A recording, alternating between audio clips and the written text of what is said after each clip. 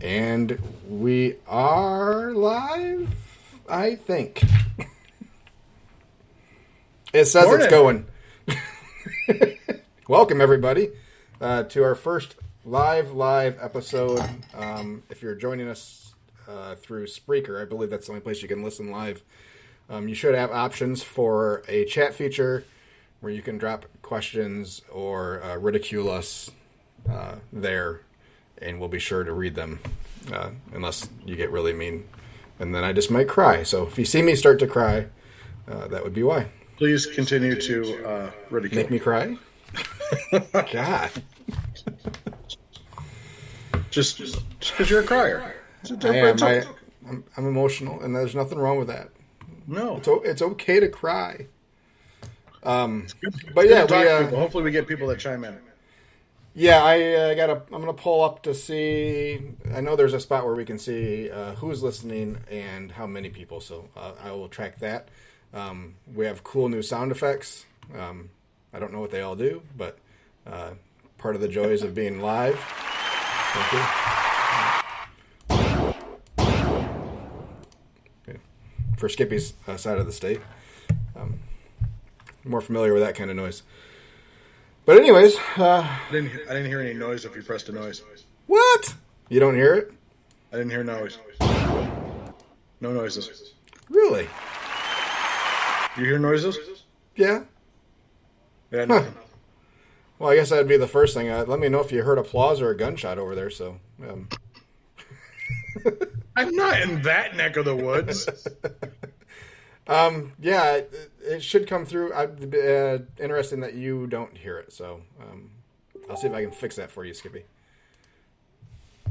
I heard a ding. I was looking everywhere for things now. No, thanks. You. Oh, it's just you. What am I looking at? Everything's changed. Everything updated. I had a Windows update, and then everything subsequently updated too. So everything looks different. So sorry if I'm a little scattered. I'm kind of looking everywhere. Is that you again? Mm-hmm. Stop it! Just make sure you get your message thing out. Yes. We will. So the video will still be available as normal on YouTube. You can just go ahead and ask me a question, Skippy. You hadn't hit the record button yet. Oh, son of a bitch. Recording in progress. There we go. There we go. So for everybody buttons. who might just be listening, Josh is all excited that we're live, and I asked him via Messenger, are we still going to record via the way we normally do it? He's like, yeah, of course. We did press the record button. Oh, here we are. You know, it's I got to learn new things. It's a newfangled technology recording that we've been doing for the last 37 episodes. Yeah. 37. 34. This is number 34. Yeah, right. And it's like the first time. It does feel like the first time, yeah. Every time. So shout out to our one of our guests, Brandon Hott from Num Num Ninja. Him and his partner Joe Cullen started their podcast based off of their one of their Facebook groups. I think it's going to be more Num Num Ninja centric, but we wish them the best of luck for sure. Yes. Also on, didn't they and Tiki Sam's both win regional awards for best food trucks? Yeah. So one of our guests, or one of our first guests, Tiki Sam, won best food truck in Jackson, where I live. And then Num Num Ninja won best food truck out of like Central Michigan, which I assume is a large section of people. I don't know. But congratulations to those guys. Yeah, a lot of good food truck stuff happening this year. I think it's going to be a lot of new food trucks that I'm seeing rolling out at some of the places that I set up on a fairly regular basis. So I think it's going to be a big food truck season for a lot of people. Well, good. Well, Skippy, let's continue on with our normal start of the show stuff. Yeah. How was your week? You know what? Opening week. I forgot some stuff. And I forgot some stuff. So that was the whole week. No, we did. We set up at one of our locations in Brooklyn for 2 days. It was the first day. It was good to see regulars come back. Like the first two of the first three orders were regulars that I had from last year when I was only set up there a handful of times. So that was awesome. I tried. I actually the second day I posted in two of the local Facebook groups, and I had so many people come up and tell me that they saw me on Facebook. So, and then I gained probably almost 60 to 70 followers in like that 3 or 4 day window. So now I'm over 1,900. I'm getting there. I'm getting to 2,000, even though you're already over at 10. But as we all know, or at least people on the west of 131 knows that it snowed pretty heavily. Well, not really. It wasn't 131.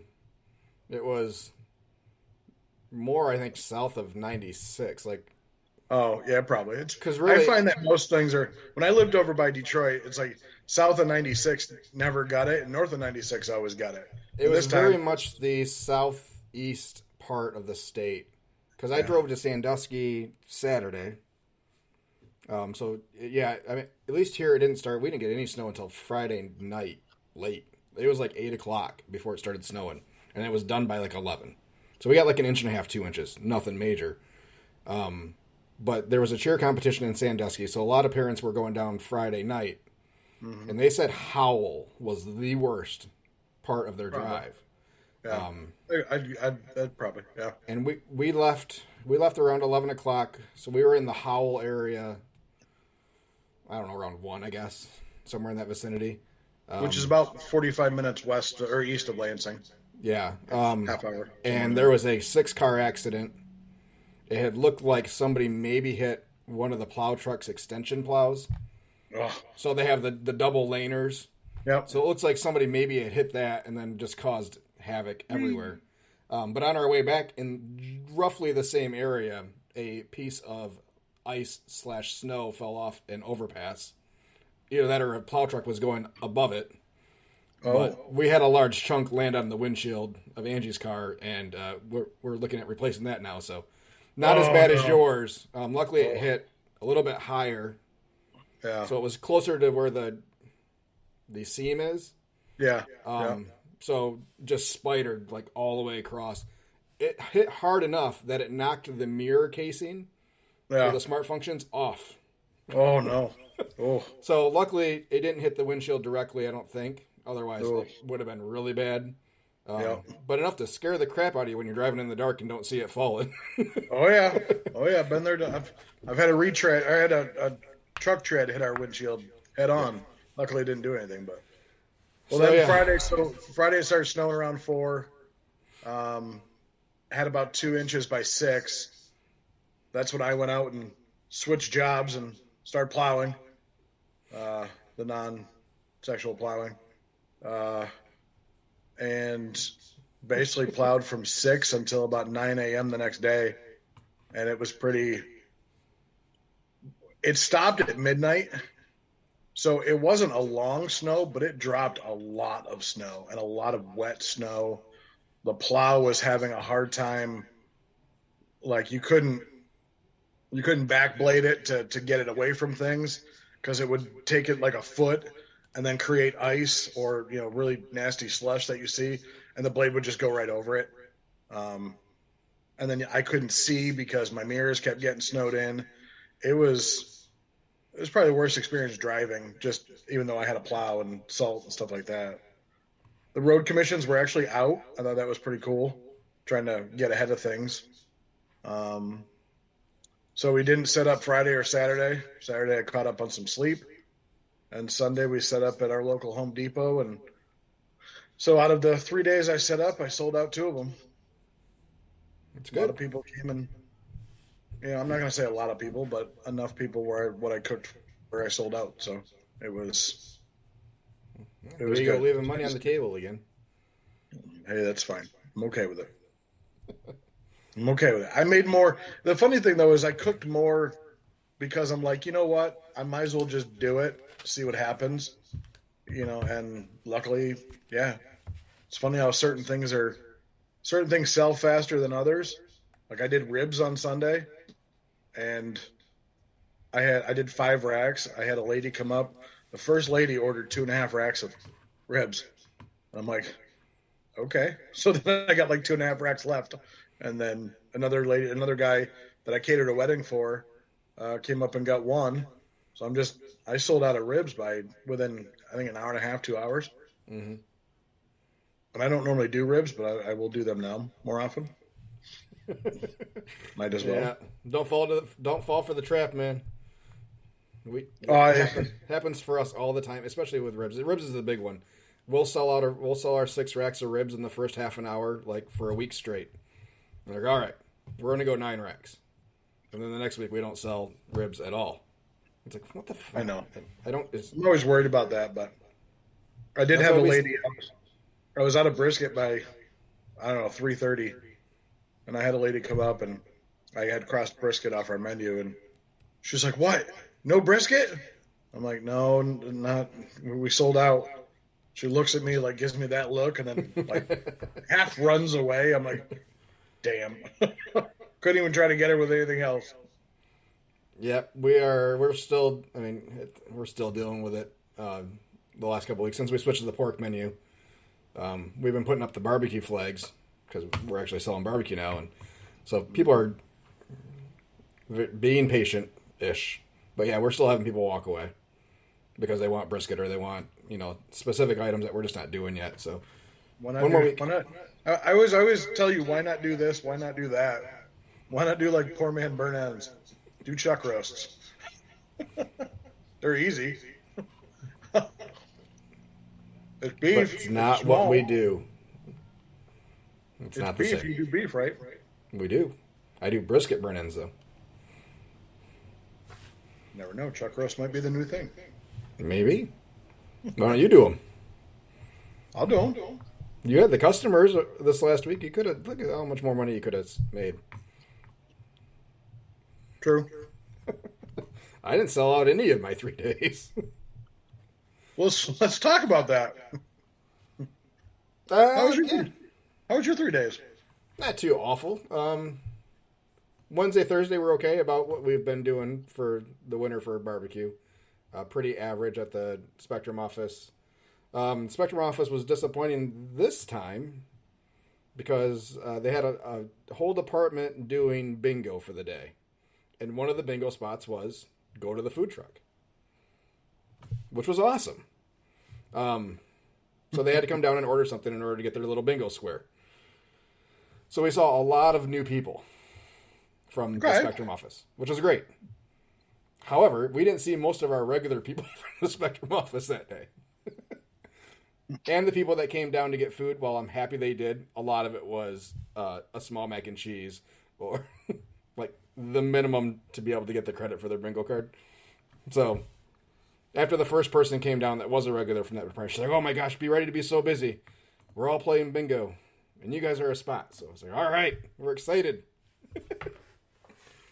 And then it was your new guy's getting ready. He's like, "Okay, it's about time. It's about time." Damn. Nate is ready for our summer normalcy of lunches. Yeah, I think he thinks I'm lying to him, but. So will he be a full-time and with Chris too? No. So probably still in the 10 to 20 hours as needed. So I'll probably be on the truck more than I was last year, but utilizing my time better off the truck when I'm off the truck. So hopefully that... Jesus Christ.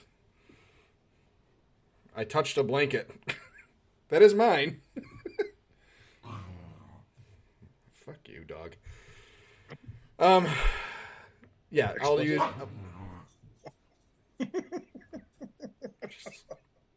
Just sitting here. I'm not even doing anything. Jesus. Corgis are awesome.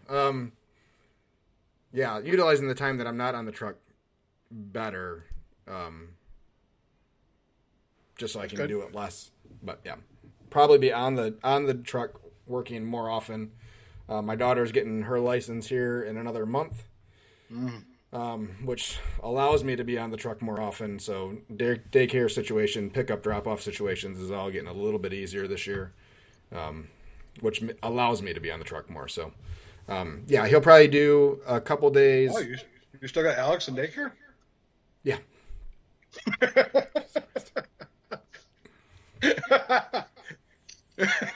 Sorry, My you walked stepkids. in. You made me lose my train of thought. Where was I? Daycare situation was better. Huh? Daycare situation was better. Yeah, there was something else. I don't know. Oh, yeah. So probably two days, all day type of thing. Hopefully allowing Chris to get an extra day off during the week.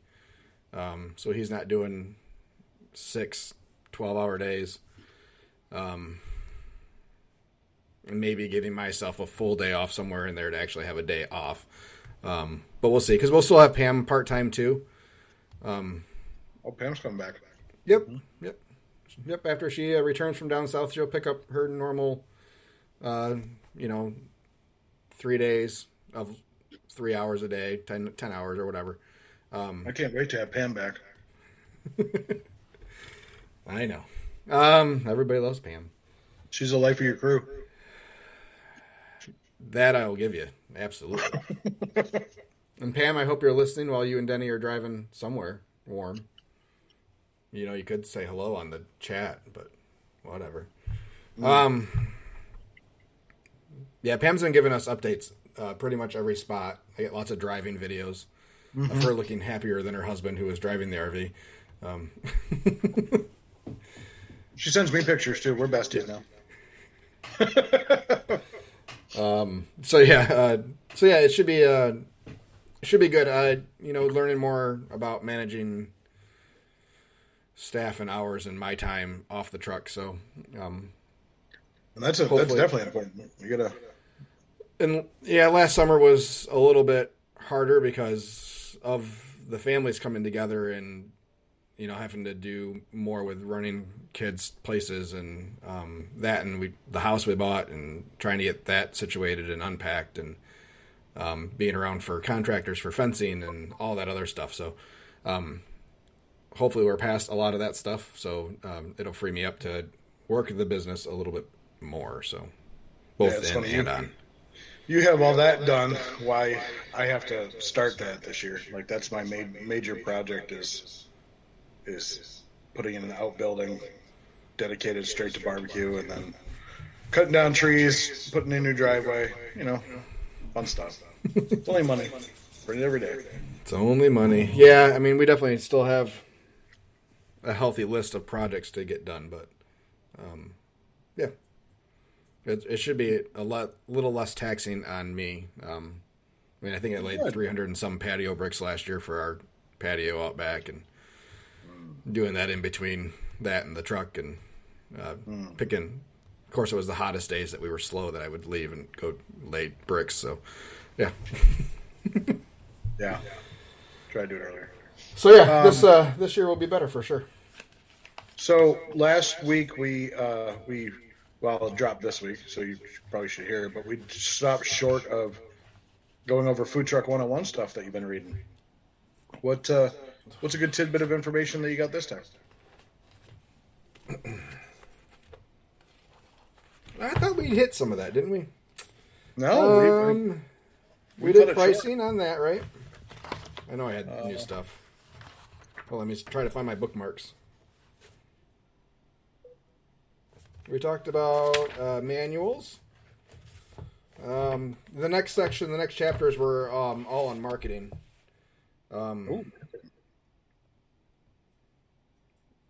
Yeah. And it was very heavy social. Most of the things that we're doing already.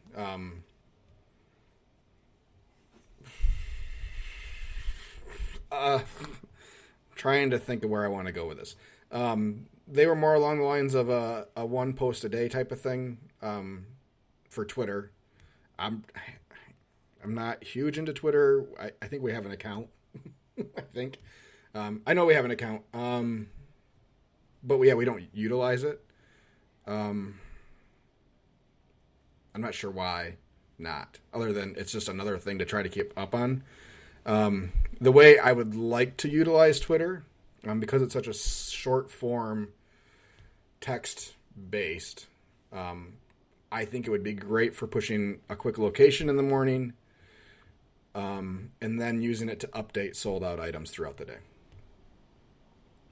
Would be my vision of how to do it. So yeah, where we're good morning. Here's the schedule. We're open. We're ready. We are closed for lunch. Catch us here for dinner. We're open, ready. We're closed. Brisket sold out. Ribs are sold out. Only a rack of ribs left. Hurry up. Type of stuff, you know. And yeah, it's time consuming, but it's Twitter. We all have phones. It's a 30-second post at the most, you know. So the time involved is not really that huge until you start looking or thinking about it as, if you think about it as a giant thing where, oh my gosh, I need to do these 10 to 15 Twitter posts every day. And that seems like, oh my gosh, it's so much. But if you think about it, just going through real quick, it's not that bad. And if your customers can kind of look there for information, it's not a bad thing.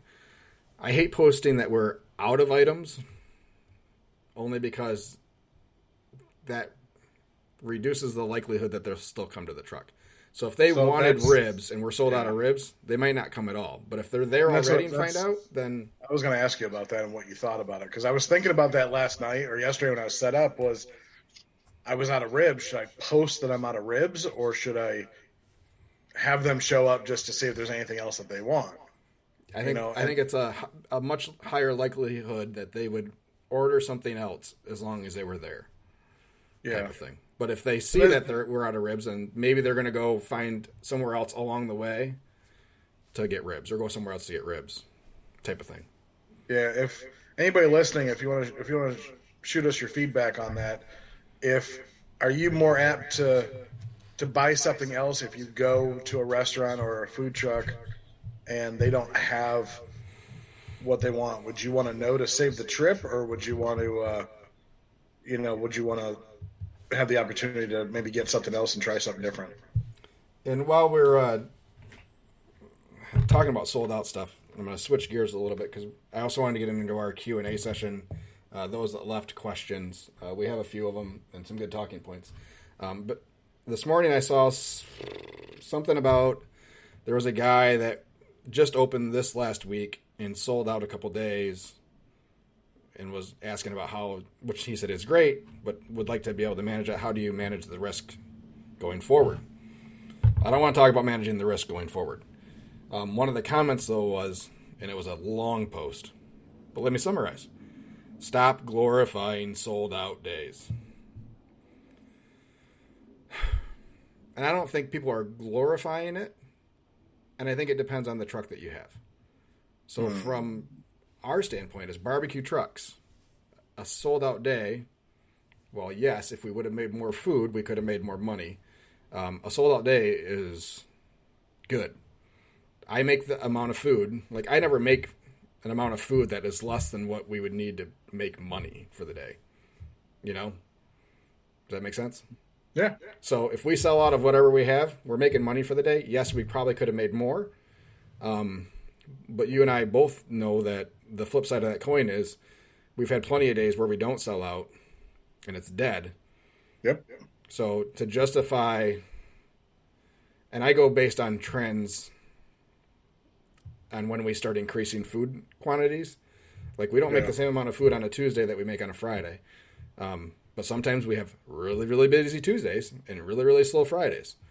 So yeah, we might sell out super quick on a Tuesday, but there's times that we still have, 3 pans of pork left on a Friday after we close.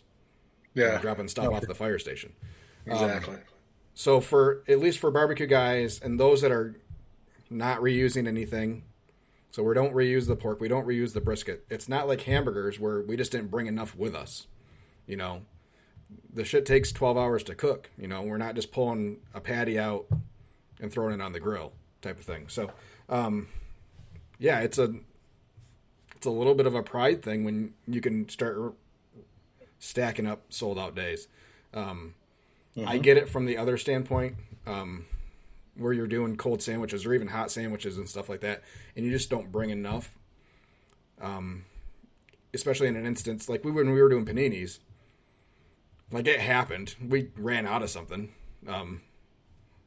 It happens, we didn't bring enough whatever, or I thought I had more on the truck than we did. But that's a prep issue. So I think that is the case for some trucks, that it's a prep issue, and they just can't seem to get it. And who knows how much space they have on their truck to store stuff. So I think we need to stop villainizing the people that are happy about a sellout. Stop judging other people's businesses based on what you think and what you're capable of.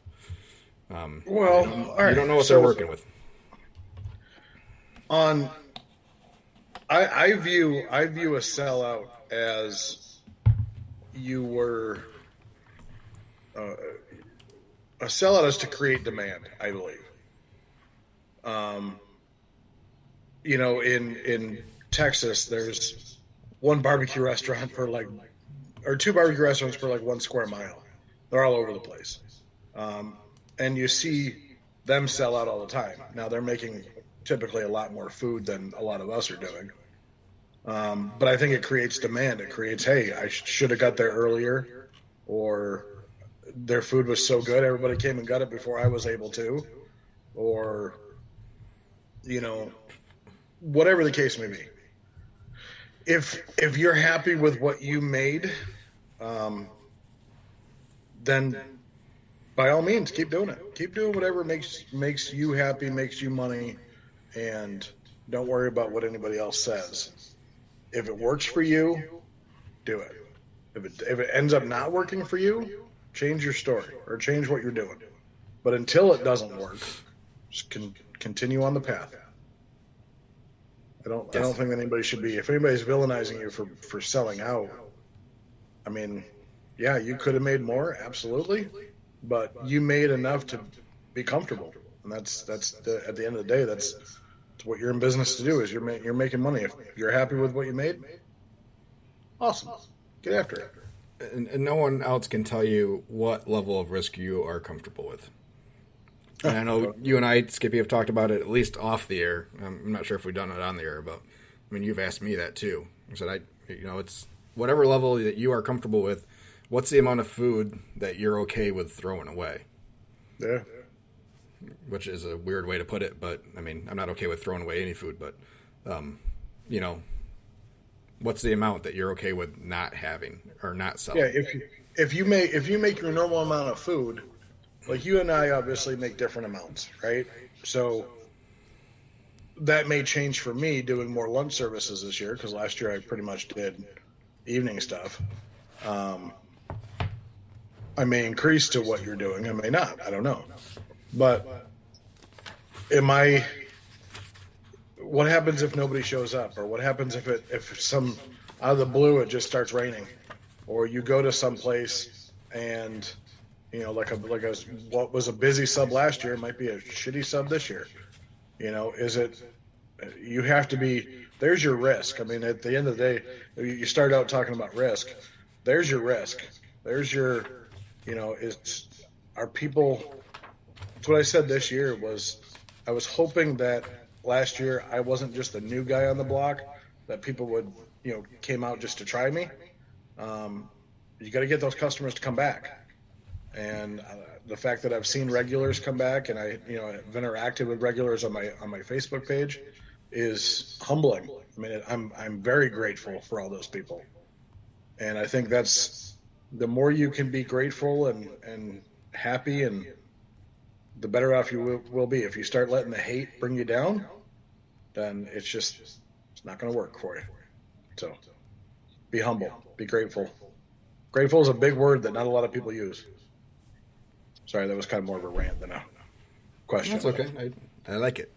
Yeah, it is important to be grateful, and we live in a very abundant universe. There is plenty out there for all of us. One person making money doesn't take money out of somebody else's pockets. So Like I'm setting up Saturday at a beer festival, and I was told I was going to be the only barbecue truck because last year I couldn't get in because they already had a barbecue truck. This year I find out they have 3 barbecue trucks.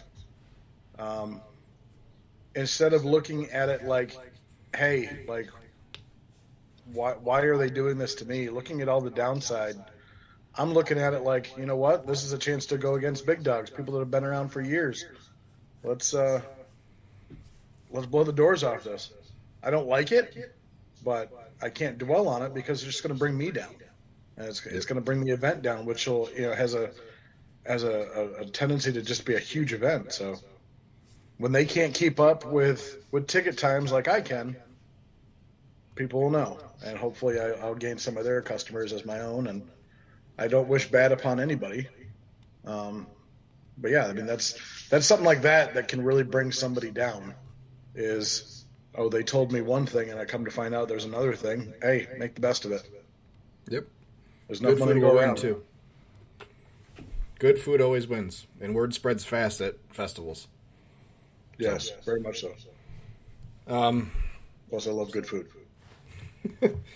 A couple other things on the marketing, and we had to go off of that. You had reached out to me, or you talked to me yesterday. I think it was yesterday about Nextdoor and if I've used Nextdoor. No, I haven't. I was on Nextdoor when it first came out at my old house. I think out of the couple hundred homes in the designated neighborhood that we were in, I think there was like 10 people on it the whole time we were there. And that's not uncommon with new social media, and that's what it is. It's social media. Yeah. And at the time, I wasn't doing anything business. But anytime I looked on there, it seemed just so ad heavy, and felt a lot like when it wasn't ads, it was just a Facebook Marketplace type of environment. I've gone back through this morning and I changed my address so I could be associated with my new area. Does still seem to be a little bit of that, or a lot of the, I have this for free, or, but there is a lot of recommendation requests out there. Looking for a landscaper, looking for a plumber. Yeah. So I did find out stuff about Nextdoor too from actually one of our guests, Kim, with Woe Tacos. I'll send it to you too, but you need three recommendations to be able to post in different neighborhoods, other than just the neighborhood that you indicate that you're a part of now. Okay. Interesting. So yeah, I started a business account, added that in there. I haven't gone all the way through it just because I've been a little busy this morning with other things, but so I've started the process, and we'll see how it goes. Not sure what kind of time I'll devote to it, because we've been trying to focus a little bit more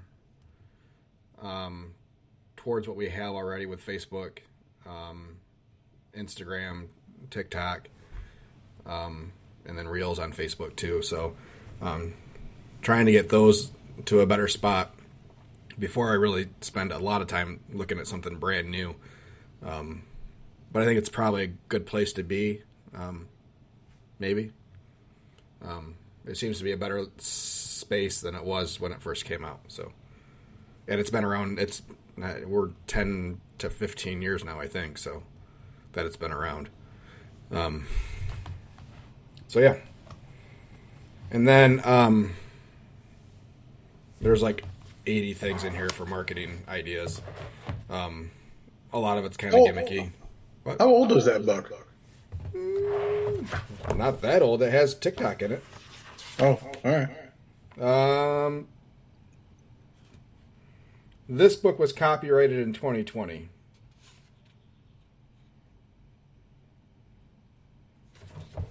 So, Yeah, not too. I mean, it was printed in 2023, January 13th. So, I got a fresh copy, I think. Ooh. I think they're putting them to order. Ooh.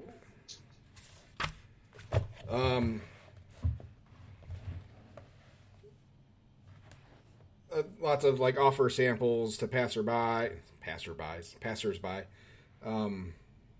Wrap your trailer, surprise your loyal guests with things, exclusive deals, make combos,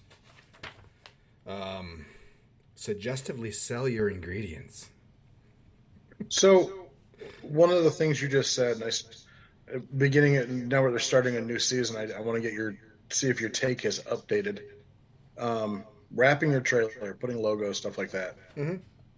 Just to refresh everybody, Josh does not have any logos on his trailer whatsoever. I have one. A sticker. Yeah, it's on the back of the smoker. Apologies. Yes. So he has. People driving behind us. It's a QR code with our logo in the middle of it. People driving behind of us can see it. Not the people on the side, but Nope. people behind you. No one passes me. So has your take updated? Are you at the point where it's time to put a logo maybe on the back side or on anywhere else other than the smoker to? Yeah, we'll have it Bring will more get a attention. logo on it. It will not get wrapped. So, No, that's fine. Yeah. Yeah. So you'll have some sort of. I've always wondered. You know, you have followers. You've got over 10,000 of them, which is fantastic. I'm wondering how you get new people, other than just being. And I'm colorblind. Is it fluorescent green or yellow? it is extreme green. Okay. Is the official very color. bright, very bright green. Do you hope that people are coming up? Because I've had this discussion internally in my own mind. Do you think people are coming up just because it's the mystique of a food trailer, not knowing technically what you serve, because they don't know that that's a smoker on the back? I mean, they can probably guess, but Yeah, I think there's a lot. I think let's go with the gas station, for instance, where Okay. there's people there already in the same parking lot. I think, yes, they walk over to see what kind of food we have because it is a food truck and, hey, it's lunchtime. Do I think people pull in off the road to see what we have? I think it's a possibility. I think the number's probably pretty low. I think our new customers are heavily based off of our Facebook ads and the work that we do there. do you think you could draw more customers if you put a logo on the truck, or if you had something on there other than just your Yeah, I think it's possible. menu? I've been looking for the right vinyl because I don't want to cover up the green. The problem I'm having is finding a vinyl logo that size that's on a transparent sheet. Greenback Graphics in St. John's. Okay. Okay, just give them a call. Oh, will you shoot me the information? Because I've already Yes. forgot what you said outside of St. John's. So Num Num has all their trailers wrapped Nom in nom, not num num. Num Num. Nom nom. Nom, not num. It's N-O, not I N-U. I enunciate it differently. It's Oh, for Num your part of the country? Num. Sure, yes, Num Num, not Nom Nom. Nom nom. I don't go nom nom nom nom. I go num num num num num. Okay. Anyway, off enunciation. Kids, earmuffs, fucker. Anyway, so yeah, I have my logo on my driver's side of my trailer, and I have one on the right side or on the passenger side where my serving window is, but it's like inside my serving window.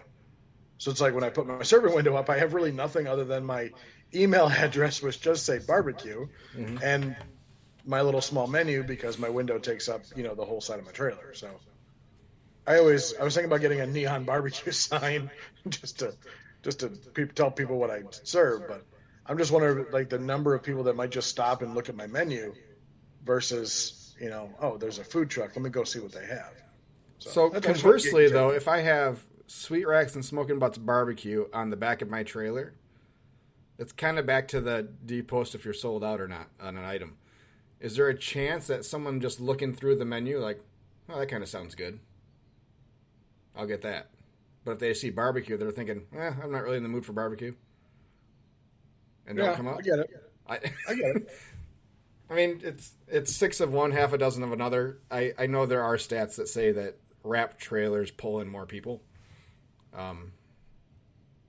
So yeah, I've been looking red, so I didn't really have a choice. Yeah. Yeah, I didn't want a full wrap. I didn't want to cover up the green. We chose green for very specific reasons, because it was bright, because it stood out. It wasn't Absolutely. the same kind of deal that you see everywhere else. So I didn't want to cover it all up with stuff. I am not opposed to having our logo on the back of it. I was never opposed to it. I just didn't want to wrap the whole thing. So yeah, I've been looking not hard over the last couple of years for a nice sheet of vinyl to put on that backside.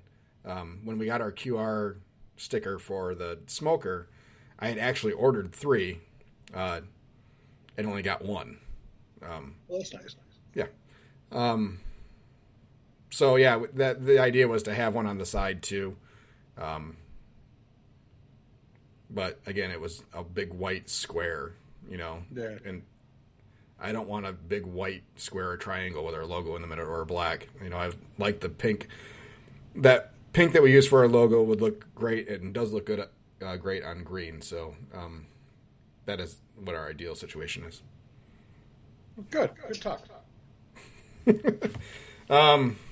So yeah, and something that before I read this chapter, something I was considering doing, because we've had people say to us that they are doing this just for their own kicks and giggles, is doing like a mug club. Not really a loyalty program or a discount program, but keeping track of what people order and providing something for them if they eat their way through the menu in a calendar year. So you order every menu item once at least through the season, and we provide you with some sort of award, whether it's a fun shirt or a gift card or a plaque. I thought of something like that would be cool as a fun challenge for our loyal customers. And I love that. Maybe it kicks in something a little extra.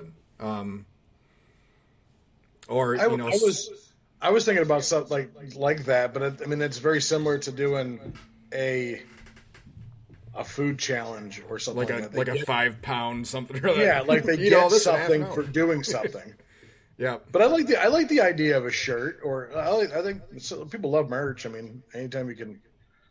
Yeah, And I for another one, like having all of our specials in a year, which would be much harder to do. But the thought of a I'm special shirt. I'm special because I ate all the specials at Sweet Rex and Smoking Butts Barbecue. Mm-hmm. I'm a special eater. I'm 100% special. Mm-hmm. Maybe make it a helmet instead. I'm special. Yes. So yeah, God, that was in here thinking about that now. Yeah, it was a challenge your guess. So huge item in 10 minutes or whatever. But I thought that would be a fun thing that maybe we'll try to get through this year. The biggest pain is just trying to maintain the list of what people buy. Yeah. So yeah, it's especially if we do one that includes specials. Those people that are trying to get that obviously would come early in our service day, where it's the busiest typically for us. So trying to manage that list real quick would be the biggest hassle. So, but we'll see. I got a whole week to figure this out before we're. I know, a whole week. A whole week. Wow. Yeah. What are you gonna do with that? I don't know. Luckily, we're only open 2 days this week. Because I had a customer tell me that she's sorry that she missed us. that's very nice. Like, how do you get that? Sorry that I was digging myself out of the snowstorm. I'm sorry you were too. So on top of that, and sticking with the marketing thing, and then we're going to get to some of our other question and answer stuff that people posted. Reviews. I don't remember who I saw it from, but it was they had reposted a review from a customer, and it was like a fire review. They did like a fire review, so it was a really good review. Okay. Do you share reviews? No. And see, neither do I. And what do you think about that?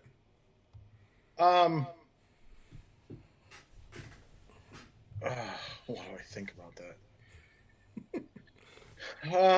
Okay, so I would like reviews to be posted. Okay, I love reviews, good, bad, or ugly.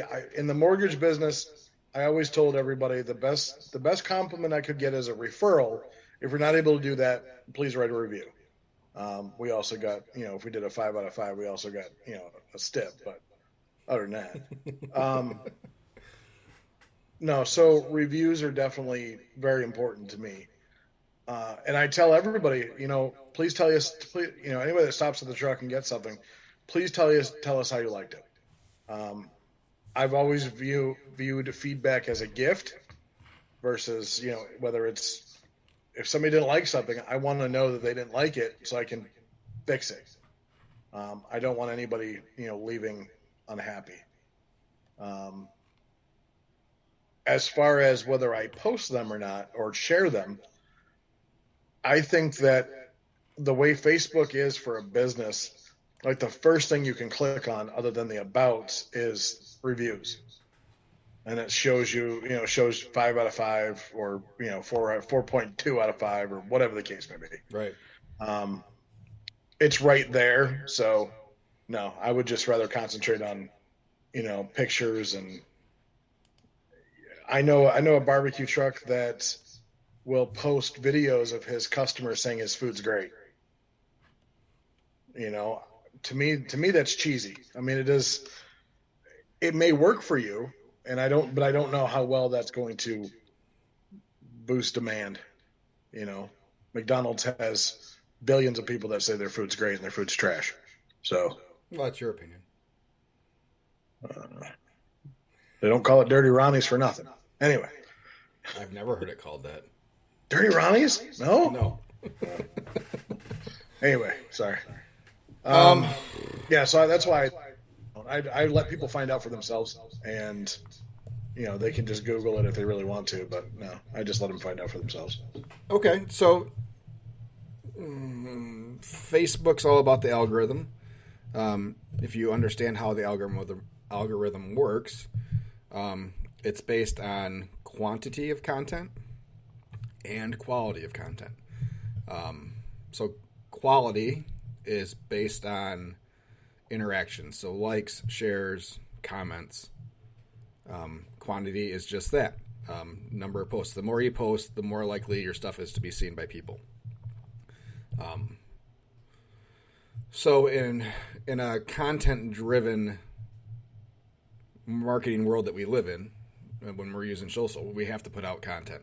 We have to put out good content, but we have to put it out there, I'm at 1 a day, sometimes 2 to 3. But if I could bump that average up to 2, simply by posting, like we get a nice review through, and I can fancy it up a little bit and repost it.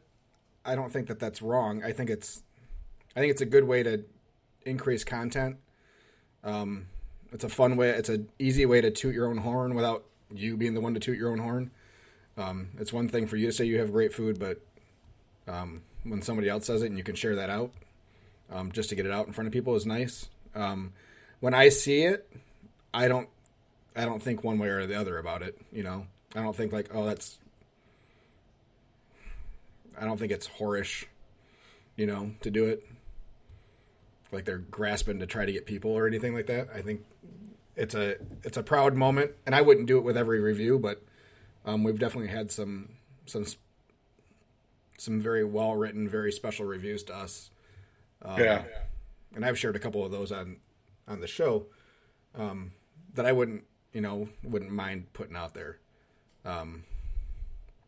So just, yeah, I was just curious what you maybe thought about it. I know you don't do it, and I don't think I have ever posted a review, like reposted a review. I've gone to the point where, we use Square, and Square on the bottom of their receipt, or even when they get an emailed or text receipt, actually ask them to post a review. The problem is it never goes to Facebook. Well, so there's a great way to get it out and get it into Facebook. So you can that's a great way to get it out of Square, though. So you can correct. You can do screenshots and post screenshot it and put it into Publisher and give it a fancy background and get it into Facebook if you get those nice ones. But more than hey, great food. Yeah, just somebody that actually writes it. Just wish they all had like integration, I guess.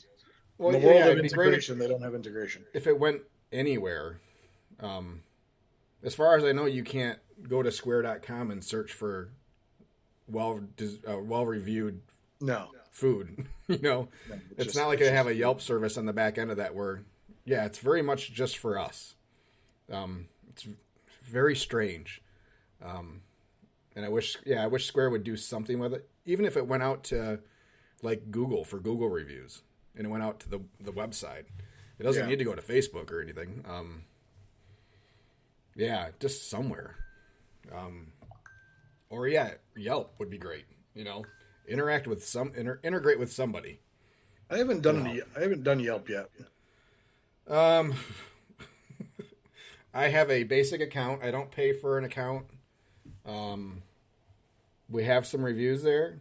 I got to look again. I've touched it here and there, and I can never remember. I know there is a pay wall there somewhere. Yeah. And I don't think we're paying. So there's limited what we can do with it. But yeah, we have reviews there. I did update our hours I think, in location service areas and what we sell. I think I posted a menu maybe even. So, I mean, it works. I people are seeing us there. I don't know how they're getting there, but I get emails and phone calls multiple times a week from their account people telling us we can do more. So, of course, and asking for if they can help. With a nominal fee. Yeah. So outside of that, me getting spammed from them, it's okay. And yeah, I mean, we get to the point where, and on the risk of other people saying, well, you can't get there if you don't do it. When we get to the point where we're managing multiple trucks and stuff, and I can step away more fully or hire somebody to manage this, then yeah. So if Kim, you want to take on a fourth job. Kim's great. She's great. But yeah, I mean, it's a full-time, I mean, keeping up on all that stuff. And she said it when we had her on that, I mean, it's a full-time job keeping up on all the locations that your business lands and ends up, whether you put them there or not. Other people can create entries for your business. Like we were on Yelp before we created our business on Yelp. So like somebody else had put us in there with a picture of our food. So yeah, I searched Yelp to see if we had reviews, and they're sure as shit we did. So, with no information, no logo. It was I think Sweet Rex. I don't even think it was spelled completely right. I think the "and" was out of Caledonia, and I had a picture of our trailer and food, so I knew it was us. So somebody created it for you. Yep. Just they checked in, so they did a generic check-in of this is where we're at, and then did a review. So, and then you have the ability to claim. So I was able to claim the business, and then that's kind of how we went from there. So, but yeah, I mean, there's so much out there that it's a full-time job if you're gonna really, really do it. And at this point, I can't take myself off the trailer full time. Fiscally, responsibly, I can't do it. So, and 23 is going to be a good year. So, really focusing in on that. So, regardless of people canceling on me already. But, yeah, anyway. So, yeah, that was, that's the marketing chapter. It's a lengthy chapter with, 60, I think, 55 marketing tips, and I will start. I'll put some of those out on the Facebook, and see what you guys think about it. What your thoughts on are on some of these, some interesting things. So yeah, let's move on. We had asked you guys for questions. We've been asking you guys for questions for, I don't know, since we started in August. Did we answer that guy's question about the risk, though? I know we went off on a lot of stuff, but basically, as Josh told me when I first started, you're never going to be 100% ready. So if you feel you're at the point where you can financially at least hold yourself over for a little bit, jump in. But do research. Do research on where you are, what trucks are already out there, as far as the concept that you're looking, because I think you mentioned about a burrito truck. There's a lot of burrito and taco trucks around, and make sure you have something that's going to set your stuff apart from everybody else. And I didn't have his name. I lost that comment. The first person that did burrito tacos or quesadillas or whatever, just opened it to everybody else doing them, and they're. I'm particular to Woe Tacos because that's the first one I had and it was fantastic. But anybody else, just make sure you set your taco truck or burrito truck where nobody else can do the same thing that you can. Something that's going to stand you apart. I don't have his name. I couldn't find that question in there. But I don't think we actually have. Do you have it? It might have been a message. If you want to look real quick, see if you can find it. Yeah. So yeah, it was a question about how do you know when you're ready. You don't. I mean, it's like any other major life change. Whether it's buying a house, getting married, having kids, there's always going to be reasons to wait, or not to do it. The timing is never perfect. His name is Bob. Bob Proctor. If you wait for everything to be perfect, it's never going to happen. You're never going to pull the trigger on it. It's in 2019 when I got the trailer, we did weekends. We got it in July, so our goal was to just do weekends while I was still doing my full-time job, make enough to cover the trailer payments for the rest of the year and through the winter. And that was our successful soft-ish opening, with plans to go full-time the next year, in 2020. 2020 is what everybody remembers it of being such a happy, glorious, fulfilling time for everybody.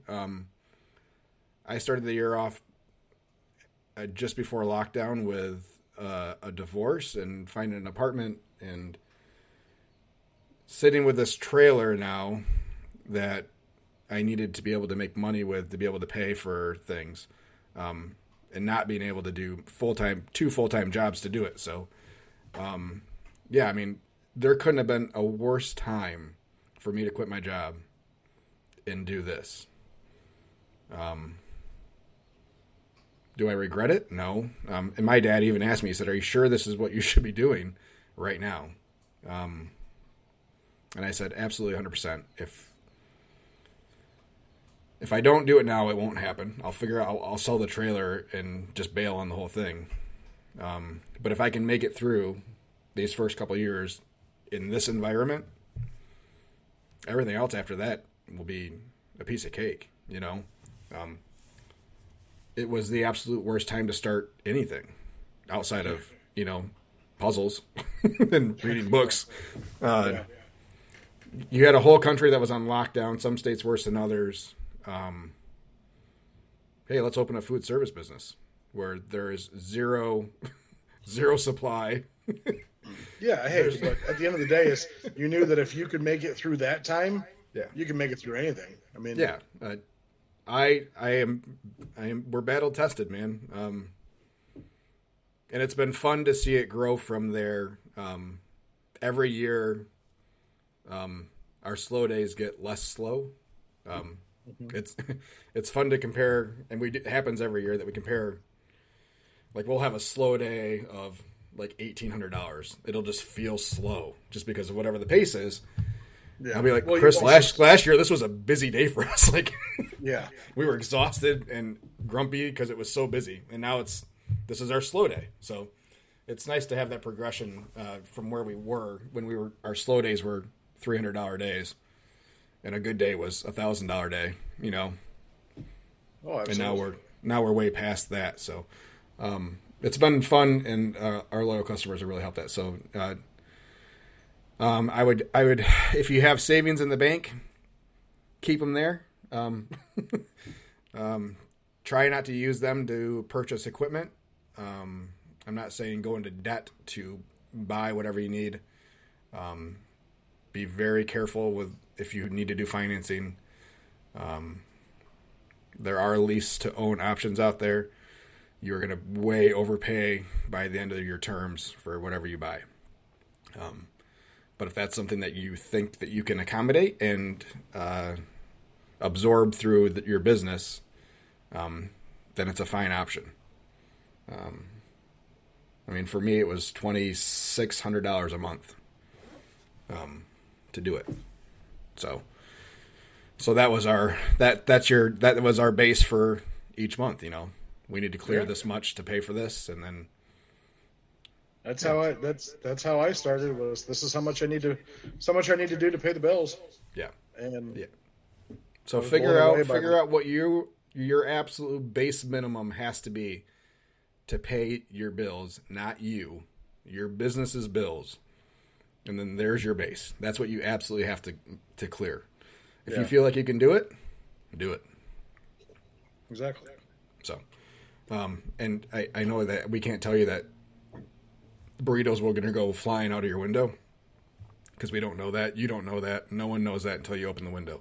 There's the risk. So, if you got an appetite for that kind of thing, and it's a pull, do it. Is it going to be less money than you're probably making now? Maybe. Hand? No, itching. Sorry, Oh. itching my hand. I know that I am working more hours now for less money, but I'm happier now. I'm, for the most part, less stress. This time of year is always a little bit higher stress. Skimmy's living through it the first time.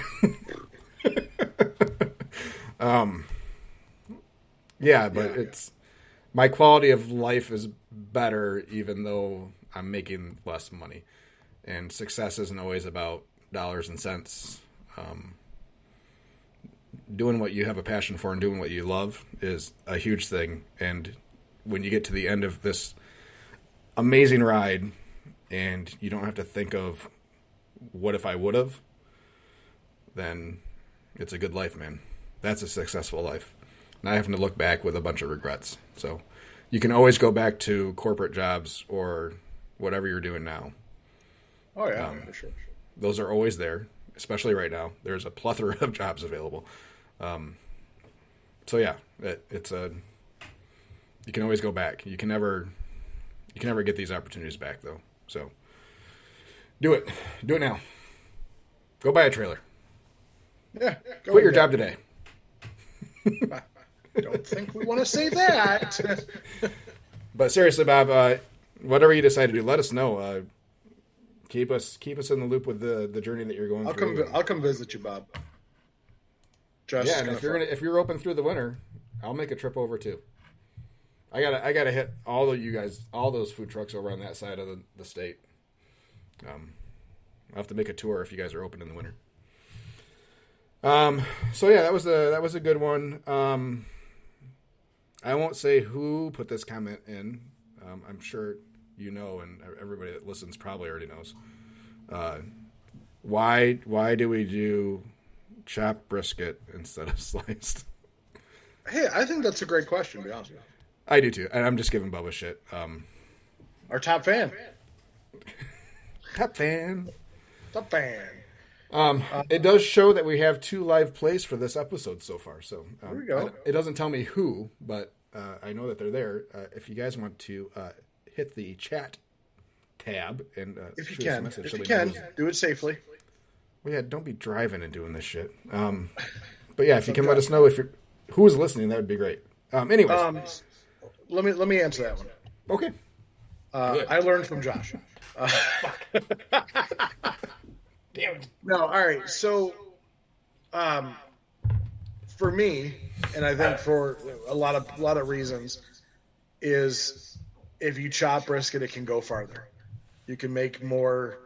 I believe you can make more money out of chopped versus sliced. I think sliced takes. I'll say it. I think serving sliced brisket takes more skill, because of the fact that it's basically every slice has to be perfect. We all know that every slice on a brisket is not necessarily always perfect. I'd like to go a little bit further with that thought. Go ahead. I think if you do sliced brisket, it works best if you're slicing to order. Yeah, I would agree with that for sure. Yeah. And I know on Bubba's truck he slices to order. Mm-hmm. I know a lot of people that's what they do. Then what's weird is you find some restaurants that will pre-slice and just put it in au jus and just let it sit for hours upon hours. I posted about that a month or so ago. But I believe I can make more money with chopped brisket than I can sliced. And how Josh and I both do it is we don't just take a meat cleaver and pull it out of the juice and just chop it up. We actually do slice it first and then kind of pull the slices apart. So you still get chunks of, instead of, shredded little bits of shredded brisket, you get actual chunks of slices, which you can really tell that it's still cooked as well as it should have been in the very beginning. So, but money reasons, it goes further. Yeah, I mean, Skippy wasn't wrong. We talked about it extensively when he was looking at a trailer and when he came over to Shadow for a couple days. And I mean, we talked about it a lot. The first couple weeks that we were open, the first day we did slice to order. Quickly realizing how much of a mess that can be when your trailer doesn't have a designated spot for it or a good spot for it. So I stopped doing the order, and then the next week and a half, I mean, we sliced in au jus and tried to hold it just like we do with our pulled pork and everything. Flavor was fine. The problem we ran into was color. And it took on a very unappealing grayish meat held for a while color, which is off-putting for me. The other reason, because we do meat by the pound, so we'd have, when you offer sliced, the next question is, can I get fat or can I get lean? Fatty or lean, moist or lean. Yeah. Yeah. Which is fine, and I get that would be expected if we offered slice. What we ran into is we'd have a lot of people ask for fatty or the moist side, and then we'd be left with just the flat or the dry, the non-fatty side. The lean. So then when we're putting that on sandwiches, it changes the taste and the texture of the sandwiches that we have. So by chopping, we're still getting a good brisket by the pound product, and all of our entrees and sandwiches are far more consistent in texture and flavor. I would agree with that, as in it I believe chop makes for a better, I also believe chop makes it for a better sandwich because you get bits of everything in there. We try to both take out as much of the fat or the as we can, what's good is if you cook a brisket right, it's not like gristle from a steak. It basically just melts in your mouth. So I think that adds to just an overall good mouthfeel, good experience. Yeah. Yep. All right. Yep. Moving on. This one from Ed. Is it Ed Bud? Do you know? I realize I've yeah. never said his last name. I believe so. Yeah. Budde. Yep. Boudet. Could be Ed Boudet. Boudet. He could be. He's down in Florida right now looking at. Or I guess he just purchased some land. Well, yeah, they knocked down the house behind him, so he's got a better view now. So yeah, he was. I had an interesting conversation with him on my personal Facebook about a food truck in Arizona that was selling barbecue, and he had asked me how I would feel if somebody that had stopped by and then offered to help or make suggestions about how they could do their barbecue better. Which is it would all be on how it was presented. I don't think I would say, hey, I had some of your food. Here's how I think you could make it better. For me, it would be more of a curiosity, ask them questions. Hey, ordered food, really like what you guys are doing here. Just curious about your process, and then as they start answering, you can create a dialogue that's less about trying to change what they do and more of a, hey, have you ever tried doing this? This is how we do it. Have you ever tried that? To where it makes it feel less like they're doing everything wrong versus you're just having a friendly conversation with them. In his other comments, he had asked about ensuring quality standards, because he said that they changed the way they cook to fit a timeline versus changing a timeline to they changed their process to fit the timeline for them to be open, so they didn't have to cook as long and still be open on time. So they changed the processes. For me, and when I was figuring out how to do my timelines for my day-to-day, day in and day out, I did it just like a barbecue contest. So 11 o'clock is my turn-in time. And then I just work backwards. Does that make sense?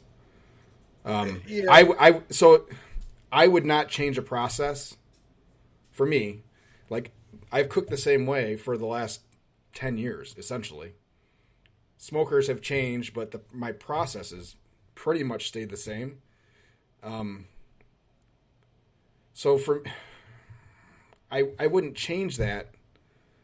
I wouldn't make a drastic change to kind of make work easier. And that's kind of sounds like what they were doing, maybe, is that they were trying to take a shortcut to do less, to have less time consuming to still make their open time. Are you looking at it right now? No. I mean, yeah. Yeah.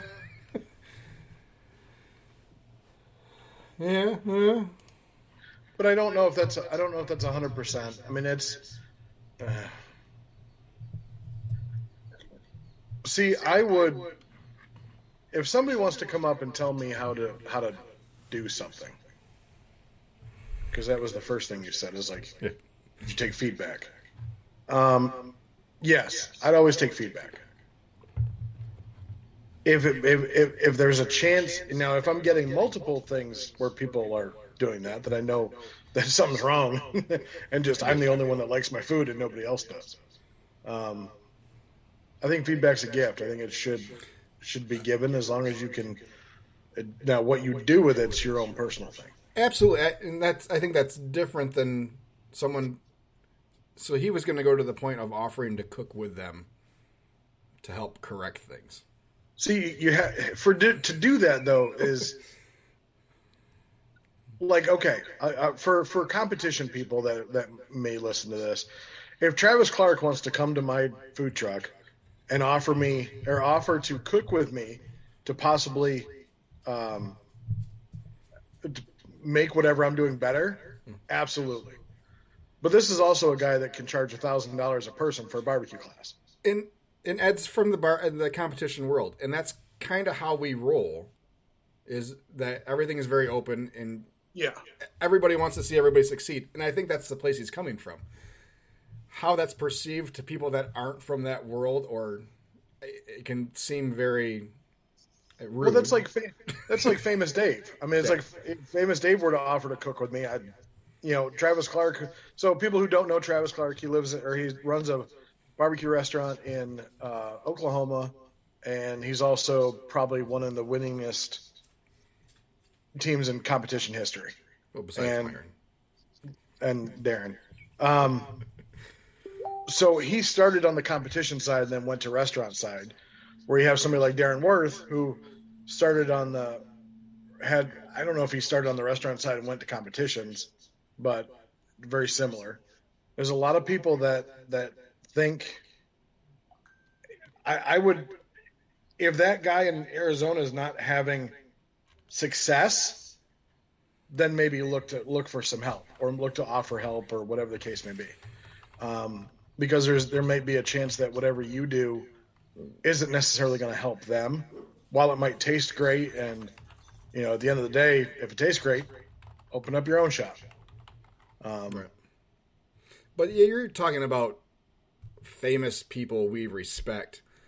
Joe Schmo walking up to your trailer. I'll listen. I'll listen to what somebody says. I know. I'll listen. But as soon as he walks away, you're rolling your eyes and. I'll offer him a taste. I'd taste it first. I know. Before you. We're assuming that has happened, that they've tasted the food and they come back to like, I don't like it. Can I help you make it better? What's your reaction when someone says, this better be good, and I know good barbecue because I'm from blah, blah, blah, blah, blah? Usually Texas. You know what? My go-to response, I hope I don't disappoint you. That's my honest response. Is I hope I don't disappoint you. It's like, I mean, come on, you and I we're barbecue snobs. When we go to a restaurant, do you go into a restaurant with high expectations? Not usually. And rarely. And probably 8 times out of 10, you're probably let down? Even no, on the my non-high expectations are so low. Well, I know, but still, I mean, it's still the same thing. And honestly, everybody, I don't go to a lot of best barbecue restaurants. No, I don't either. And I haven't been to one that hasn't been with somebody else. I don't know, outside of my trip to Texas. It's still, no matter and maybe what, that makes me a weird barbecue guy, because I know everybody else does all these trips and they go to every barbecue restaurant they can find. It's not my thing. I want to do the Texas tour because that's a bucket list item. So at the end of the day, your idea of what barbecue is versus what somebody else's is going to be different. I was one of those guys that if I ate at a barbecue restaurant, I would think, oh, this is what they're missing, and I bet I could tell them how to do it. So exactly what he's saying, but I don't know if I'd ever go up to somebody and say, hey, can I work with you to show you how to do it better? If I don't have credentials behind me, how about that? If I don't have any awards, not necessarily awards, but the restaurant training or restaurant business, food truck business, whatever, behind me, then I wouldn't do it. I would keep my, if they want feedback, they'll ask me. All right. I want to get to Ricky's list of questions. He had some good ones. We got about 11 minutes left, so sorry, I got somebody else. Kevin McLaughlin, who I don't believe listens, but with Sober Eats up here in the Grand Rapids, Newaygo area. does a taco, has a taco trailer, was asking me questions about taxes, if I had recommendations on tax services for small businesses. We had hoped to have a CPA or a tax official on the show. Those were running in some roadblocks.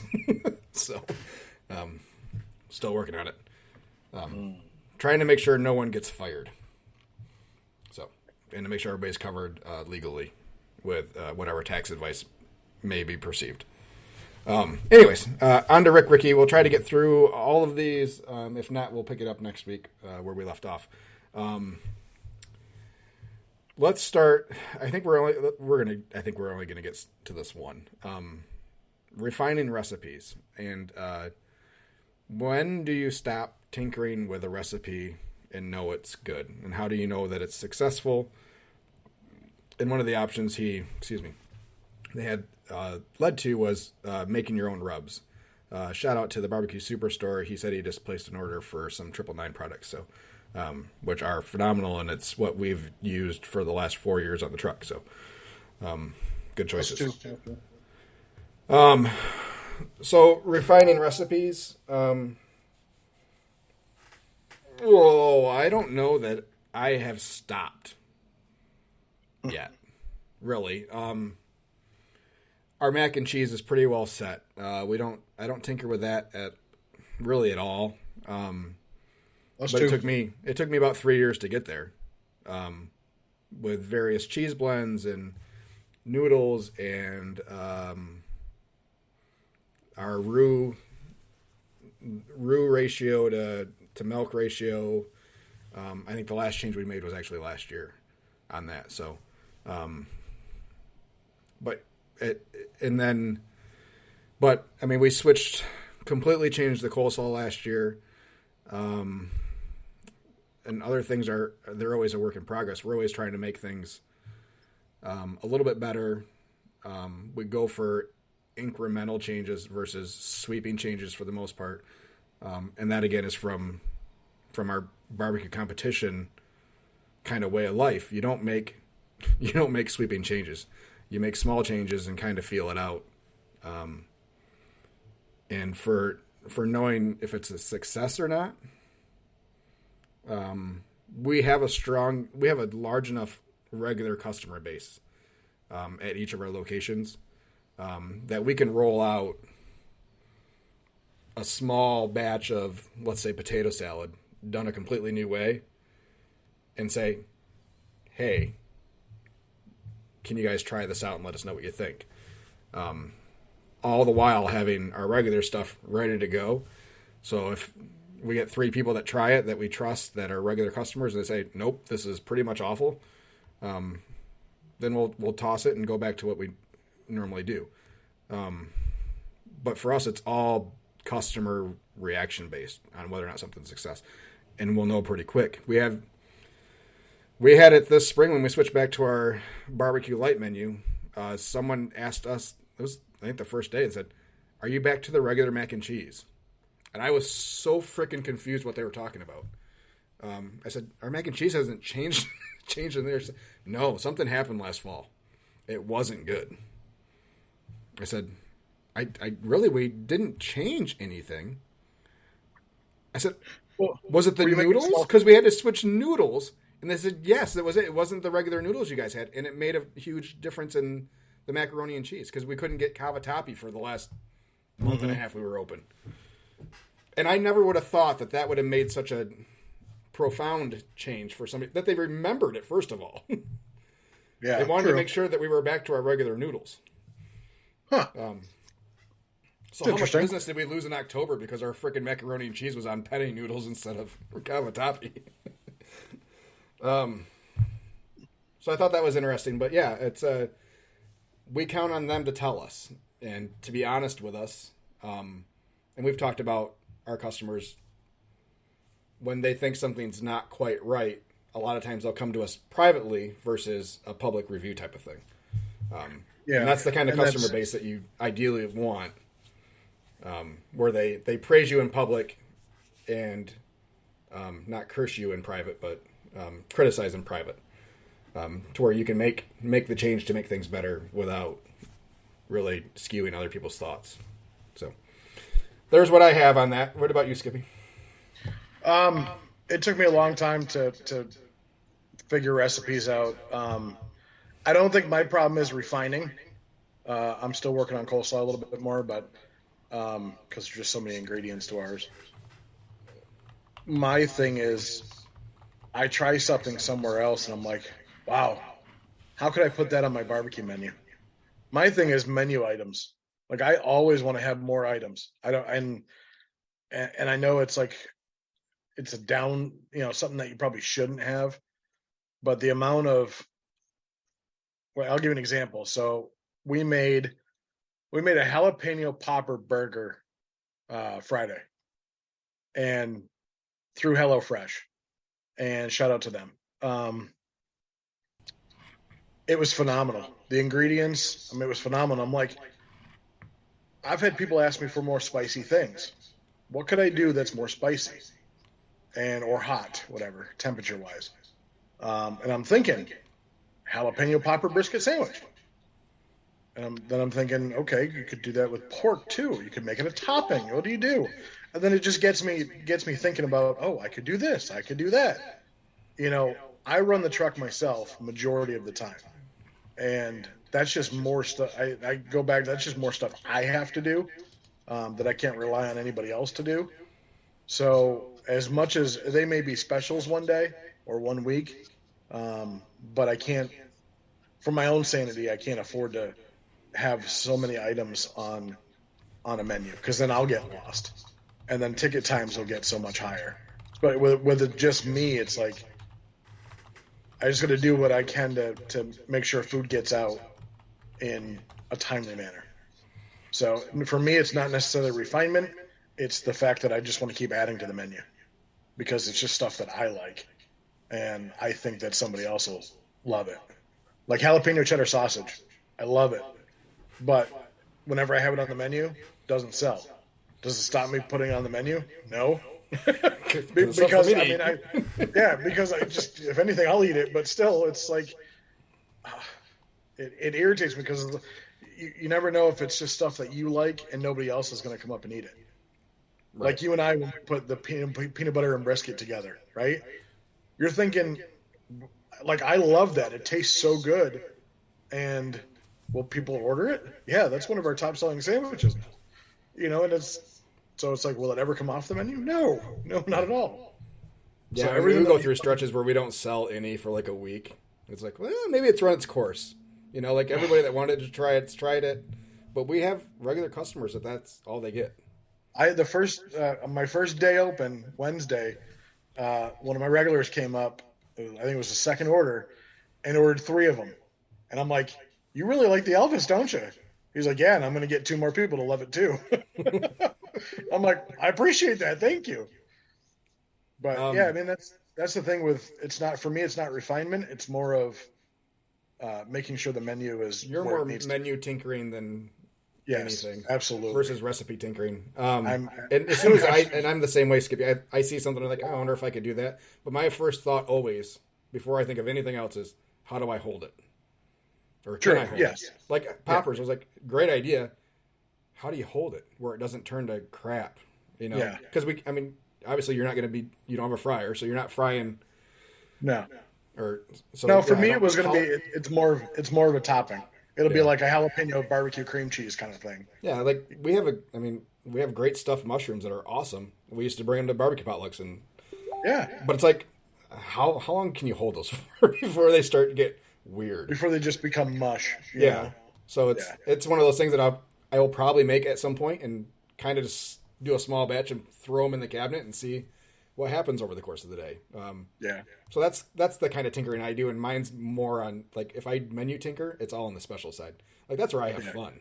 And I can throw weird shit out there, like fish tacos, Bubba. And by the way, last Friday, how'd Krabby Mac and Cheese go? That's all we sold. Crab, mac and cheese, and fish tacos. That's it. I think we had 2 orders of pork something go out.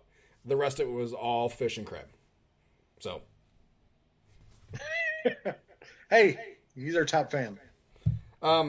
Yeah, and we're a barbecue truck, and we got to wrap up soon. But I get that we're a barbecue truck, and that we should stick to what we do. Why does barbecue only have to be 3 proteins that you associate with barbecue? Yeah. It's not barbecue is not brisket, pork, ribs, and sausage. Barbecue is a cuisine. It's a fare. It is a method of cooking. Anything. That's right. It's a method of cooking. So, yeah, we've done fish tacos for a year now, and I'm pretty sure that somebody else does some sort of taco on their truck. Are you a taco truck or are you a barbecue truck? Right? What's the difference? Stop getting so heated. No, I'm just asking. Heated. What's the difference? You're still because I put fish on it. Honestly, the difference is you're using the same proteins that you've been cooking forever. Yeah. When you mix another protein in it, you're mixing another protein in it. Okay. That's the So difference. that makes it not staying in my lane versus going to a completely different style of food. You didn't stay in your lane when you became a panini truck for 3 months. But I wasn't a barbecue truck during those 3 months. I understand that. I wasn't a barbecue truck and then also selling paninis. But people know who you are as a barbecue truck. I understand. Not a panini truck. We weren't a barbecue truck for 3 months. I understand. But people knew you as a barbecue truck. So you're saying it's impossible for us to open a secondary truck with a different format? No, a secondary truck is fine. You were using the same trailer. Yeah. But it wasn't People know logoed, so how do they know what your we sell? green trailer as a barbecue They don't know what truck. we sell. It's not logoed. It doesn't say barbecue on it. Right. Oh, Right. This was fun. This was a blast. You get heated. All right, Ricky, love the name. Your other question was about essential equipment we use on the trailers, pros and cons, warmers versus Cambros, and cold holding. We and did surging cover options that and all this in a previous episode. We did a little bit, and I would like to touch back on it again next week when we're live. Hopefully, we'll have some more, a couple more live listeners, and maybe some input. If you guys are in spots where you can listen live, sitting in your office while you're supposed to be working and listening, there is a chat function in Spreaker, so you can send us messages while we're doing this thing. So we would love some live interaction, and thank you to everybody that sent questions. You guys can keep those coming, and we will discuss them live next week at the same time, 10 o'clock. We're going to try to keep these to an hour and a half. We'll do our best. So we're right about that right now. So 11:32. The weather and traffic is coming up next. That's good. Love you guys. And if you weren't able to listen live, obviously you're probably listening to this in a recorded fashion. So as of right now, the best way to do it is live because you're not getting any of the commercials. So yeah.